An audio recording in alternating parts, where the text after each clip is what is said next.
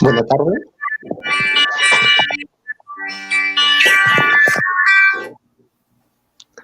Buenas tardes. Hoy es un día muy importante para nosotros, ya que se va a presentar un nuevo libro de la colección Boulevard de la Lectura Infantil, El viaje al cielo. En Casa de la Literatura Peruana, cada año se logra editar un libro de esta colección que tiene como base un mural, el cual abarca un relato de tradición oral o un cuento literario, que se propone e investiga. Este año se ha tomado este relato pagantino. Y es por ello que queremos agradecer la presencia de Cucha del Águila, Teresa Marcos y Juan Osorio, que junto con Trudy Macha han participado en este proyecto. Quiero dar palabra a Cucha para que nos comente sobre la importancia de este relato en nuestra literatura. Cucha, la voy a presentar brevemente, es licenciada en Educación por el Instituto Peruano Nacional de Monterrico, licenciada en Sociología por la Universidad de Nantes, máster en Ciencias de la Educación por la Universidad de París. Eh, Tiene una residencia artística en el Centro de Literatura Oral de Verdún, un posgrado en Educación e Imágenes y Medios por Flaxo, Argentina. Ella desde hace muchos años investiga la lectura, literatura y la narración oral. En el 2017 fue nombrada personalidad meritoria de la cultura por el Ministerio de Cultura del Perú. Actualmente trabaja en el área educativa de Casa de la Literatura Peruana y ella nos va a comentar acerca de este relato y cuál es su importancia. Damos paso a Cucha. Gracias, Ronnie. Buenas tardes a todos los que nos acompañan hoy. Realmente estamos contentos de hacer parte de este panel de presentación. Es una presentación y es un trabajo que ustedes van a escuchar después a la persona responsable, la editora, los ilustradores y lo que ha significado. Yo les voy a hablar desde mi posición como educadora y también voy a tomar la licencia de hablar desde mi posición de narradora oral. Este relato, El viaje al cielo, así hemos guardado ese título, también es conocido como el zorro guitarrero, ¿no? Es un relato que se encuentra en las comunidades quechuas y aymaras, ¿no? Y es compartido también con otros países como Chile, Bolivia, ¿no? ¿Y por qué es importante para nosotros este relato? Porque es un relato que tiene una gran vigencia, ¿no? Es un relato que se sigue narrando de viva voz, por narradores orales. Yo he tenido la suerte de haber escuchado de viva voz a tres narradores cusqueños, una de ellas Luz Sánchez, otra Tania Castro, y otro compañero que también cuenta este relato, que es Richard Peñalba.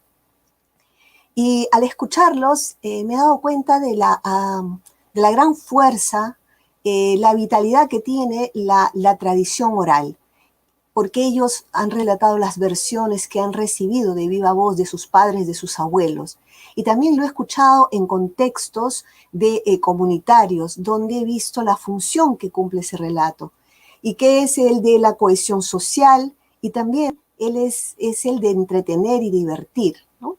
Entonces, la primera razón es que es un relato vigente y muy importante, ¿no? Porque sigue vivo y significa mucho para las comunidades en las cuales se ha producido y se sigue reavivando.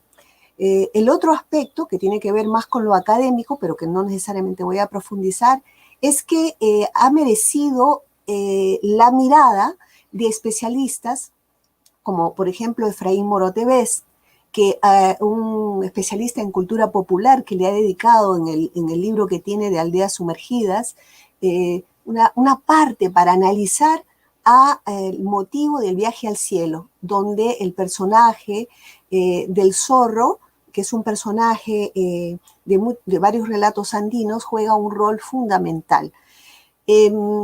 Estos estudios, incluso también por otros especialistas, Jiménez Borja, Bienrich, ¿no?, han recogido esos relatos. Sin embargo, han quedado confinados en espacios especializados, cuando tendría y podrían seguir siendo difundidos al conjunto de ciudadanos y de aquí, del Perú y de otros lugares de Latinoamérica, ¿no? O sea, porque nosotros lo que hemos tenido es un conocimiento mayor de relatos populares de otros lugares, porque ha habido una amplia difusión y es momento también, creo, de volcarnos a este relato emblemático, hacerlo más conocido también, por aquello que nos viene transmitiendo, ¿no? Como muchos relatos de animales, en este caso el zorro, que es un personaje simbólico, pero es un personaje que tiene características en la cultura europea de un animal astuto, de un animal que logra sus fines siempre a través de tretas que utiliza. En el caso del mundo andino, el zorro andino, que también a nivel de su conformación es diferente, es mucho más pequeño, es de otro color, este zorro andino es un zorro ingenuo, ¿no? Y siempre es burlado y siempre de alguna manera sale perdiendo, ¿no? Entonces, ese relato, ¿quiénes lo vencen? Generalmente son los animales más pequeños, aquellos animales que en la vida real el zorro va a depredar y va a amenazar. Generalmente los cuyes, la guayata, las gallinas. Y en los relatos donde este personaje aparece, él es el que va a ser burlado, ¿no? Una especie de justicia literaria, ¿no? Que se encuentra como motivo en otros relatos también universales, como el débil vence al más grande. Pero aquí se toman personajes que nos pertenecen a nuestra cultura andina. Al tomar esos personajes, nosotros nos introducimos a una cosmovisión también de otro universo. Aquellos que venimos de otras regiones, incluso las personas que viven en la ciudad, van a poder acceder a otras miradas, a otros modos de entender el mundo y ver cómo está conformado. Y va a ser necesario también decodificar ese simbolismo que esconde, en este caso, el cóndor, el que lleva al zorro al cielo, y que al volver a la tierra no será el mismo, sufrirá una transformación, ¿no? ¿Por qué un zorro? ¿Por qué el cóndor? ¿Por qué interviene un animal que va a hacer que este zorro caiga y cuando llegue a la tierra, pues del vientre, de donde ha comido una serie de granos, van a surgir las plantas que existen hoy, ¿no? ¿Por qué esos animales? Dentro de la cosmovisión del sur andino, estos animales tienen toda una historia. Ya datan sus interpretaciones y su simbolismo explicado en relatos como de dioses y hombres de Huarochirí, en donde algunos han recibido algunas bondades de Kuniraya Viracocha, otros han sido maldecidos, ¿no? En este caso, este relato es importante porque más allá de ser una fábula de animales, ¿no? Es un mito etiológico, un mito que explica el origen de las cosas, y en este caso de las plantas que crecen en el altiplano y en los Andes, ¿no? Es importante este relato porque además trata el tema del pensamiento simbólico, de la metáfora, algo que estamos perdiendo mucho en estos días al leer algunos relatos solamente en clave literal, ¿no? Es decir, en una clave, en el caso del zorro, que al caer, pues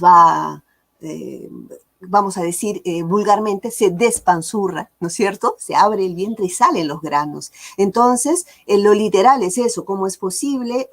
Algunas personas que han escuchado este relato fuera de las comunidades que las han producido, en lugar de reír, se han compadecido de este zorro y han pensado que es un relato que da muy mal ejemplo porque habla de la violencia y de la muerte, ¿no? Sin embargo, nos convoca a ir un poco más allá. Es cierto que como lectores y como oidores de un relato podemos reaccionar y reaccionamos desde nuestra experiencia.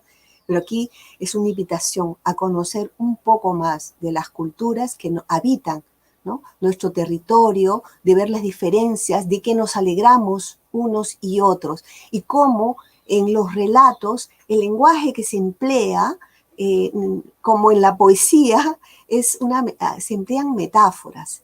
Y hoy día nos es muy necesario dejar de utilizar el lenguaje solamente para fines funcionales, para direccionar temas muchas veces que como docentes a veces encerramos la literatura, ¿no?, para comunicar valores, valores que nosotros interpretamos en relatos que los leemos fuera de contexto. Y lo menciono porque ha sido uno de los temas asociados a estos tipos de relatos que muchas veces no se han difundido en otros espacios que no eran las regiones que las producían, porque consideraban que podía ser un poco violento, que pobrecito que se muera al final, ¿no? Entonces, es una invitación, es muy importante para abrirnos a la riqueza que tiene nuestro país a nivel de lo que es la literatura oral, y es muy importante para seguir mirando el mundo con otros ojos, con esta mirada abierta a símbolos que nosotros tenemos que empezar a entender y que cohesionan también una comunidad. Yo deseo en realidad que este relato llegue a más familias, a más personas, a niños pequeños, a los adultos, a los ancianos y a aquellos que son portadores de esta memoria, de este relato vigente, que lo sigan contando para que otros tengan el privilegio que yo tuve de escucharlos en reuniones cálidas, para reírnos pues también de las torpezas, de aquel que siempre vence, de las torpezas y de las injusticias, pero que al final, incluso para el zorro, tiene la oportunidad de redimirse y que en lugar de quedarse ahí en ese terreno suelto, es capaz de encontrar redención dando motivo, dando origen a la vida y a las plantas que hoy día nosotros también nos beneficiamos. Creo que yo dejaría eso ahí, porque tendría que hablar del simbolismo del cóndor y también del loro, pero para dar oportunidad a Teresa y a Juan, que van a también comentar esto desde los ámbitos de su participación, me quedo ahí. Muchas gracias, Ronnie, por invitarme a participar de esta presentación.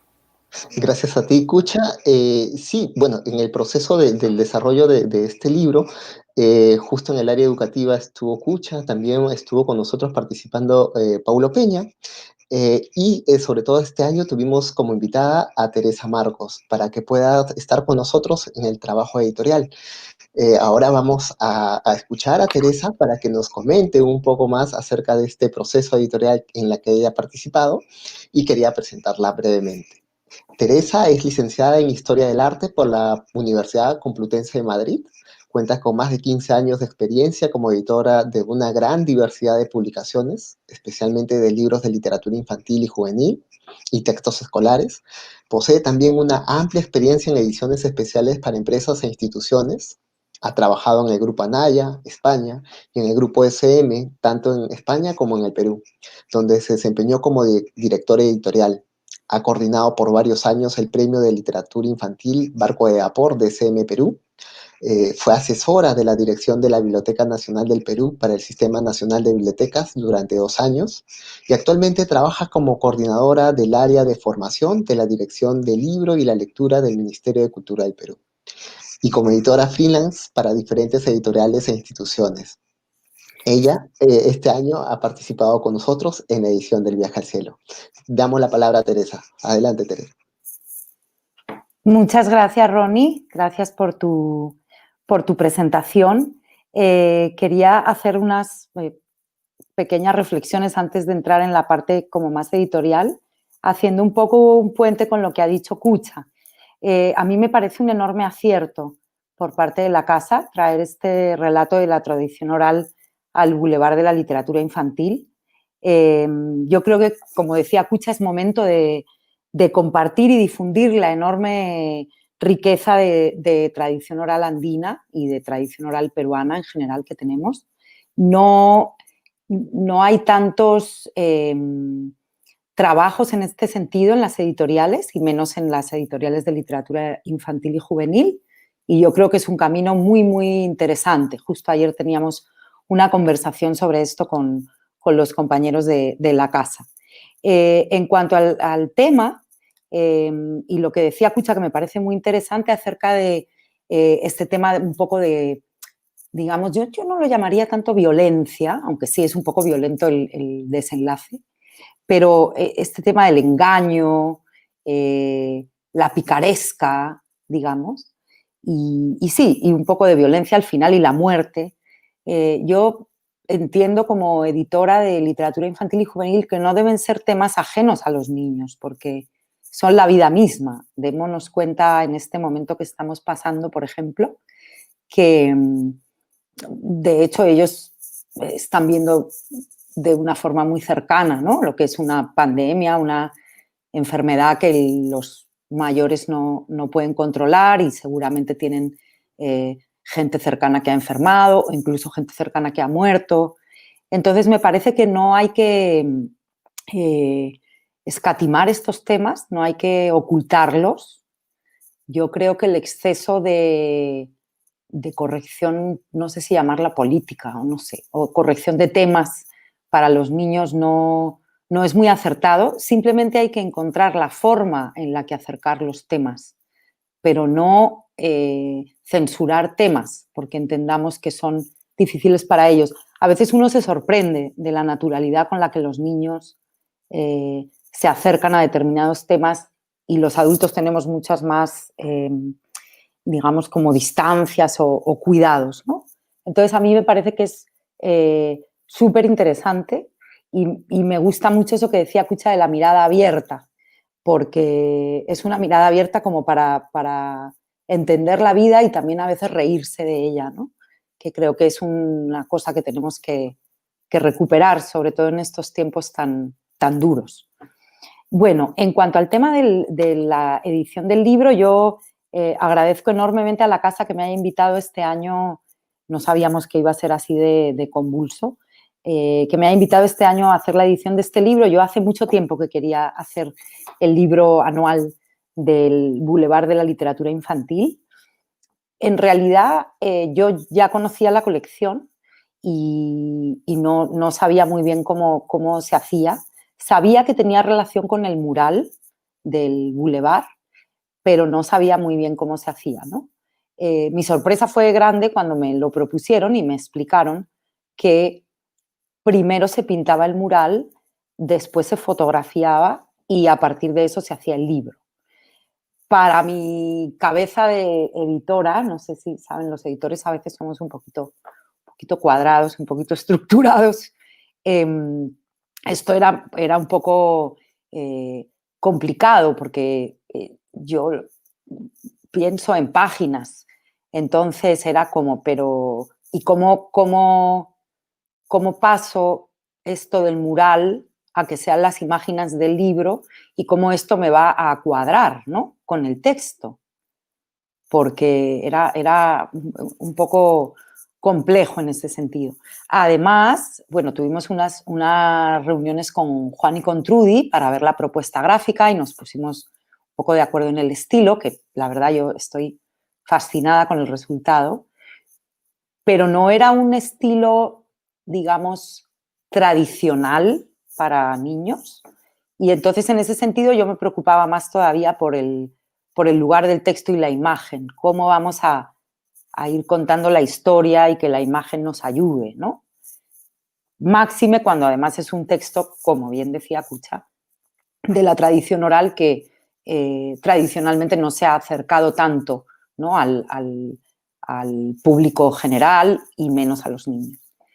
Entonces, justo antes de empezar esta conversación hablábamos con Juan y Juan me decía, bueno, yo recuerdo las primeras reuniones donde tú enseguida nos intentaste como decir, bueno, pero pensemos en el libro a la vez en el mural. Entonces ese fue un poco el reto para mí. Yo recuerdo que lo primero que hicimos en cuanto me mandaron el texto, que todavía estaba en el trabajo del área de educación de la casa, yo hice una distribución del texto por páginas, porque cuando uno trabaja con determinado público lector, tiene que tener en cuenta ese tipo de cosas. Tú no puedes tener en un libro para niños una página con, no sé, 20 líneas de texto, tampoco puedes tener líneas de texto muy largas. Entonces, yo tenía eso todo el rato en la cabeza y iba viendo un poco cómo iba avanzando la parte gráfica, y también me preocupaban algunas cosas como más técnicas que les comparto. El bulevar, si lo han visitado, tiene una anchura determinada, entonces también hay un ángulo del fotógrafo para poder hacer las fotos de lo que se pinta allí. Entonces yo no acababa de ver cómo íbamos a poder ir haciendo ese trabajo, ¿no? Y me preocupaba y se lo compartía, ¿no? Tanto a los compañeros de la casa como a Juan y Trudy. Desde el primer momento, y eso tengo que agradecerlo públicamente, Juan y Trudy se metieron mucho en el proyecto del libro también, de entender que no solo era un mural, sino que tenía que acabar en un libro. Y en medio de esas conversaciones, digamos, más o menos iniciales, nos llegó la pandemia. Les cuento una anécdota graciosa que les decía a los compañeros, la voy a contar, porque íbamos a tener una reunión, pues no sé si el estado de emergencia se proclamó un lunes y teníamos una reunión el viernes en el centro de Lima. Como habrán podido escuchar por mi acento, yo soy española, aunque vivo en Perú hace muchos años, y yo estaba pendiente de las noticias en España que estaban bien preocupantes. Entonces yo no quería ir al centro de Lima, estaba muy asustada. Y entonces les dije, yo no voy a la reunión, hagámosla por Skype o por WhatsApp. Y eso es lo que pasó, ¿no? Finalmente hicimos la reunión a distancia y a los 3 días declararon el estado de emergencia. Entonces, este es un libro que ha nacido y que se ha hecho prácticamente todo durante la pandemia y durante el confinamiento más complejo. Entonces, creo que tiene un valor enorme porque hemos conseguido coordinarnos entre todos y llevarlo adelante, ¿no?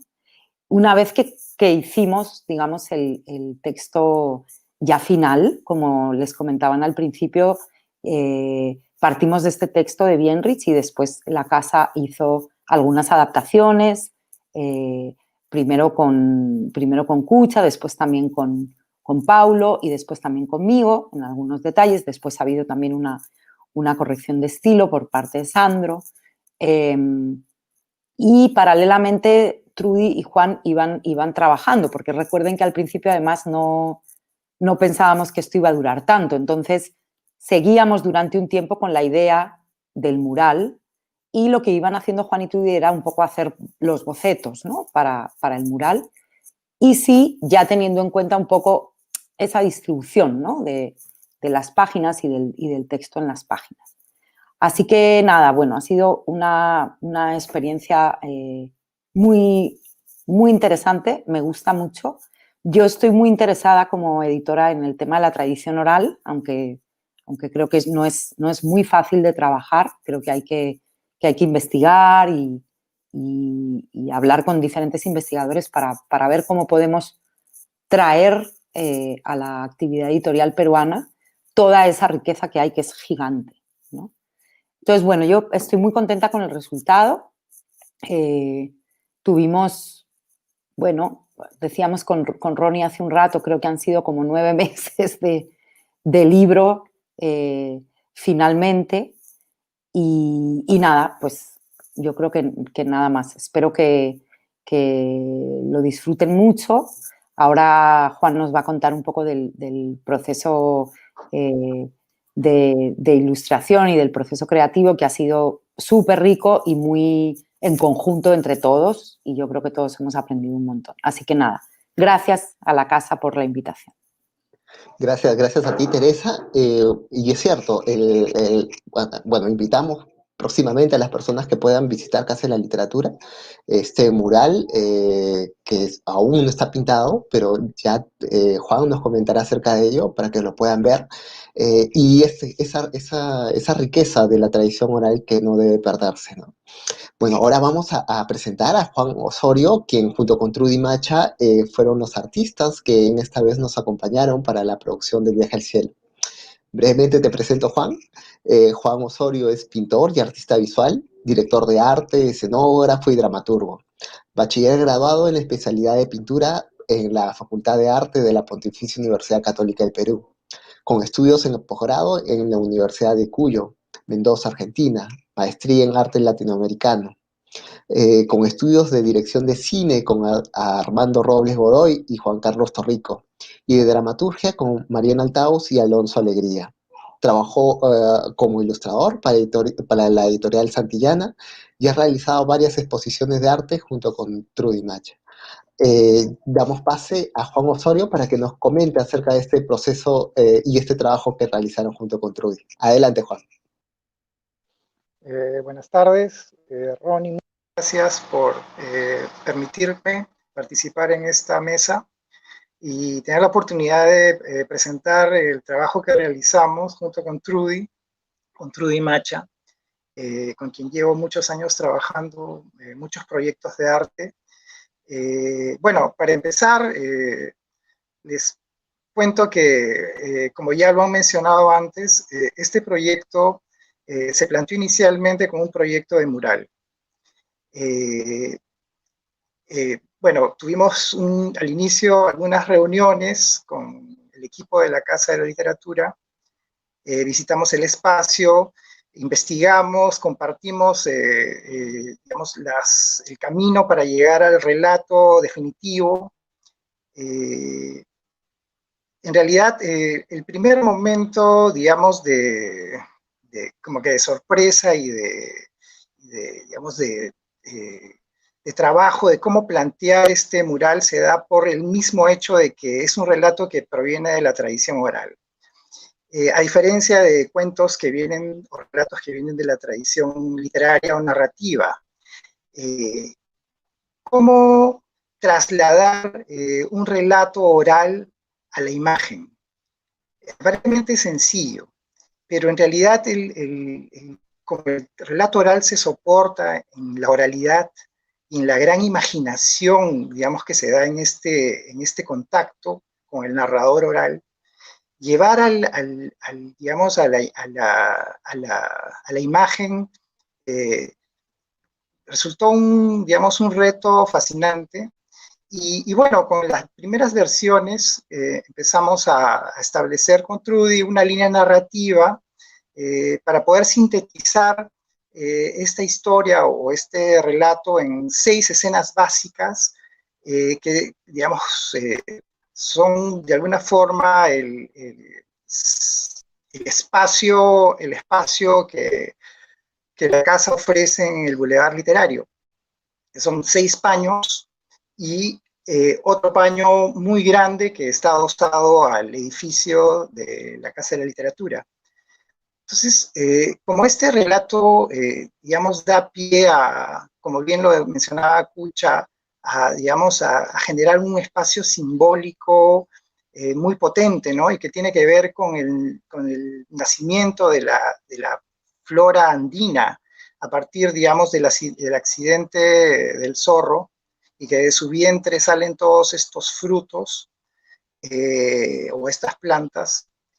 Nos planteamos 2 relatos. El primer relato, digamos, que tiene que ver con la historia misma digamos, de este cuento o leyenda, o mito, mejor dicho, que cuenta, digamos, todo lo que sucede, las aventuras de este personaje junto con el zorro. Y el otro paño, que vendría a contener, digamos, todo este universo natural, ¿no? La gran fauna, perdón, la gran flora andina. Bueno, en principio nos planteamos varios asuntos que de alguna manera significaba conectarnos con el imaginario del universo visual andino. Estuvimos explorando en la iconografía tradicional, en la iconografía prehispánica, y llegamos a un punto medio de, digamos, de desarrollo de la pintura latinoamericana y peruana, que tiene que ver con la geometría abstracta, y de alguna manera planteamos todo este paisaje o las escenas con un fondo geometrizado propio, digamos, de esta corriente artística. Empezamos a trabajar el diseño del mural en enero. En febrero terminamos en un 80% las escenas del mural y viene lo de la pandemia. Entonces, estábamos a una semana ya de empezar y se tuvo que parar por temas técnicos y empieza, bueno, y ya simplemente se trunca. Y bueno, estuvimos algunos meses esperando a que dieran luz verde para poder ingresar a la casa. Para todo esto, ya habíamos tenido reuniones muy importantes con el equipo, con Teresa, que se plantea esta, digamos, problemática, ¿no? De cómo, digamos, convertir un mural en un libro, desde el mismo problema del registro, que bien ella menciona, ¿no? La distancia del tiro de cámara, para ver cómo poder, digamos, registrar, y claro, en su pensamiento editorial nos transmitía, digamos, la necesidad de replantear el libro ya desde el comienzo como concepto, no tanto como desarrollo gráfico, sino como concepto, y ir de alguna manera sintetizando las escenas para este mural y ver la forma de ir creciéndolas para, digamos, el desarrollo del libro. Bueno, como les digo, pasaron los meses y bueno, se planteó a través de la casa, y Ronnie nos comunica bueno, que hay que pensar en el libro, que ya hace parte de la agenda, que hay que cerrarlo. Entonces, como nosotros teníamos ya el desarrollo, digamos, de la gráfica para el mural en un gran porcentaje resuelto, empezaron las reuniones nuevamente, ¿no? A partir ya de una idea más precisa del texto, y digamos que las 6 escenas, incluyendo la caída del zorro, se convirtieron en 15. Entonces, todo esto fue, digamos, un trabajo en medio de la pandemia, muy estimulante, porque no solamente era el hecho de plantearse un, digamos, desarrollo gráfico, una propuesta visual, encontrar una narrativa, como bien decía Teresa, digamos, que tengan, digamos, un acercamiento al imaginario infantil. Trabajamos la paleta desde esa perspectiva, también evidentemente utilizando la paleta, digamos, el cromatismo de los Andes. Y todo esto, digamos, se fue desarrollando en un plazo de tiempo, como bien lo mencionan, bastante urgido por la tensión de la crisis del COVID. Y aunque no lo crean, esto se convierte en una especie de refugio y ventana para nosotros, ¿no? De oxigenación y además de meternos y de comprometernos con un imaginario y con un universo cultural y artístico desde la tradición oral que no conocíamos tanto. Entonces, esta fue la oportunidad para que yo y Trudy nos metamos en todo este universo fascinante y de infinitas posibilidades de elaboración y recreación.